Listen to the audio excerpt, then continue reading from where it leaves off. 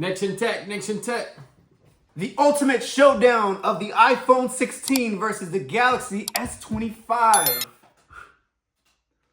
iPhones and Galaxies, let's say 10 years ago, 12 years ago, were very different. But as time has gone on, we see that the Galaxies and the iPhones are a lot more similar today than they've ever been differently ever. Yeah, I mean, they've been fighting back and forth since the iPhone came out. You know, since smartphones became a thing, iPhones and Androids have been at war, let's just call it that. And then the Galaxy has been at the helm of, you know, the Android devices, has become the one device that can compare with the iPhone. For a long time, they were separated, right? They were very different approaches to kind of the same product, but more and more through the years, we've seen them kind of become very, very similar. Think about this.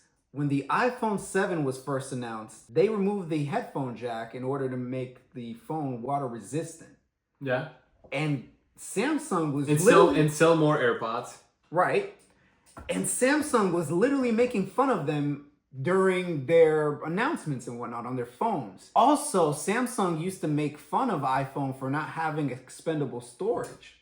And now they've come to a point where they don't offer expendable storage either. And then lastly, this one gets me personally. This one gets me riled up. iPhone decided to be eco-friendly and then not include power bricks anymore with their new devices. I mean, we've been getting less and less with the years, let's be honest. And then Samsung wants to be the goody two-shoes and say, we offer these things, but then the following year, remove these things. Every following year, it's like they wait for Apple to take the bait. Is it going to impact sales? But then they implement it. Yeah. It's they're following behind, right? They have some improvements here and there, but it really feels like Apple is setting the pace when it comes to the more kind of controversial things, in this situation. Let us know if we missed one of these kind of like changes that, Apple has made that Samsung has followed with, or vice versa, That being said, let's get into the comparison officially between the showdown.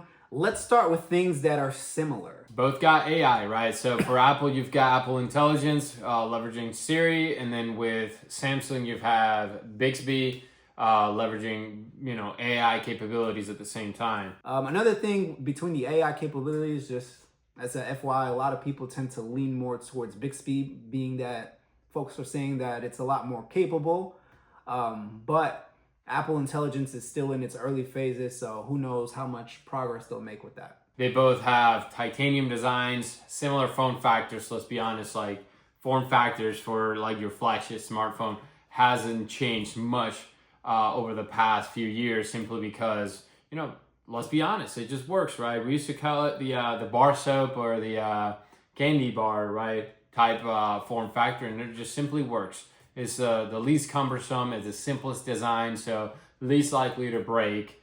And both devices come with 6.9-inch displays, so when you look at them, if you really aren't trying to pick them apart, they look very similar. Yeah, down to even how the cameras are on the phones. Like, iPhone used to kind of get made fun of for having like the little binocular looking like... the notch. Yeah, the notch, the binoculars even on the camera. So it's kind of interesting to see everybody follow. So those are the similarities between both devices. Now, Jonathan, tell us, what are some of the differences that we're seeing with this head-to-head? Yeah, so from a spec point of view, the display technology on the Samsung uses a AMOLED display for their smartphones. It comes with anti-reflective coating versus the iPhone that uses their branding Super Retina XDR for their display. Yeah, so the Samsung has a quad camera setup. They've got a 200 megapixel main camera with a 50 megapixel ultra wide, and then they've got two telephotos, one with a 5x optical zoom and then another one with a 3x optical zoom. Now, in contrast, the iPhone comes with only 3 cameras, so they're missing one camera. They've got a triple camera setup with a 48 megapixel main camera, a 48 megapixel ultra wide, and then they've got a telephoto that is 12 megapixels with a 5x optical zoom. Another difference between the two, again, maybe it's not a big deal. It totally depends on the end user. The new iPhone 16s have the new camera function button, while the Samsung does not. So that's a minor difference. Just to kind of hone in on that, you know, if you're a heavy camera user, that might be some feature that you may prefer to have an actual physical button. It really just depends. I think we've gotten pretty accustomed to using a lot of the touchscreen functionality, but I as an iPhone 16 user find that it's pretty nice to just be able to kind of click a physical button and have access to the camera right away, you know, especially for those moments that really matter that you need the camera right away. I have found that it makes a big difference. I have a pet, so being able to capture a cute moment with just a, you know, click of a button has been pretty nice. So again, if you care about having quick access to your camera, to having that physical button, you may lean more towards the iPhone side. And another difference is that the Samsung Galaxy has 12 gigabytes of RAM versus the iPhone that has 8 gigabytes of RAM. RAM has typically never been a problem for the iPhone. I mean, the less RAM that the iPhone happens to have, somehow magically they're able to take advantage of it. Yeah, what we find is that Apple, despite, you know, having lower lower power, somehow they make up for cleaner software. So, you know, really don't take it apples to apples. It could be that 12 gigs is messier on the Samsung, whereas 8 gigs is, you know, kind of cleaner performance-wise. So sometimes the raw numbers don't really translate to the actual performance of the device. If you disagree with us, feel free to leave a comment below, and we can even make a video about that. So that's some of the differences between the two. I think it's really going to boil down to, what do you prefer from a software perspective?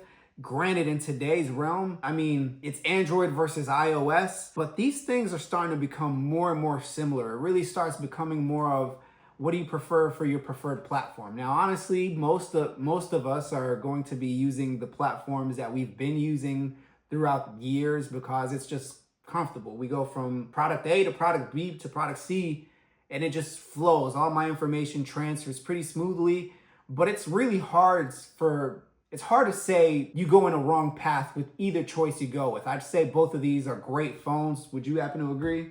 I agree. Yeah, I mean, they're both capable devices, and probably more than we're going to be using them for. And to be honest, you know, 4 cameras, 3 cameras, for the regular users, really not going to matter. If you're a power user, you really care about some of the camera functionality, some of the, maybe even if you're a power AI user, you might care about some of the minor differences. But for your everyday user, these devices are almost like having a supercomputer in your hands. Was there any feature that we didn't cover in this video? Please let us know in the comments below. When it comes to pricing, both devices are pretty up there, right? We're talking about flagship devices. They're north of $1,000 if, you know, really spec'd out. Yeah. So we didn't really think of touching on price, because when you're looking at these devices, my honest answer to that is like, that's no longer a question of pricing. It really comes down to preference, because if you can afford one of these two, you can afford, you know, pretty much any device. Really. Yeah, any device, and that's not really a question of like, you know, how much it's really going to cost and are we going to be pinching pennies.